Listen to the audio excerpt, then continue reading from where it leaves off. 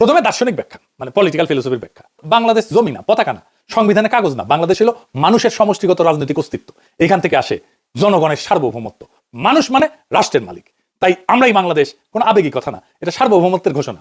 BNP দেশকে একটা বাইরের বস্তু হিসেবে দেখে, আমরা দেশকে নিজেদের পরিচয় হিসেবে দেখি। 2 নাম্বার রাষ্ট্রনৈতিক ব্যাখ্যা বা স্টেট লজিক। বিএনপি ফ্রেম রাষ্ট্র আগে, রাষ্ট্র সিদ্ধান্ত নেয়, মানুষ উপকারভোগী। আমাদের ফ্রেম মানুষ আগে, মানুষ সিদ্ধান্ত নেয়, রাষ্ট্র মানুষের যন্ত্র। এখানে ক্ষমতার কেন্দ্রটা বদলায় যায়, এটাকে বলে সাবজেক্ট শিফট। বিএনপি বলে আমরা দেশ চালাবো, আমরা বলি আমরাই দেশ। এই অবস্থান থেকে কাউকে হারাইতে গেলে বলতে হয় তুমি দেশ না, এইটা তো সে বলতে পারবে না। রাজনীতিতে এর আত্মঘাতী কথা আর নাই।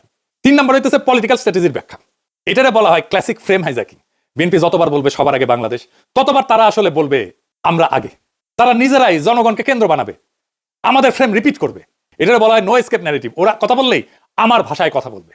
4 নম্বর হইতেছে মার্কেটিং ব্যাখ্যা, পলিটিক্যাল মার্কেটিং আর কি, মানে পণ্যের মার্কেটিং না। বিএনপির স্লোগান অ্যাবস্ট্রাক্ট প্রোডাক্ট সেন্ট্রিক, মানে মানুষ শুধু সমর্থন করে। আমাদের স্লোগান আইডেন্টিটি বেসড, মানুষ নিজেকে এটার ভিতরে দেখতে পায়।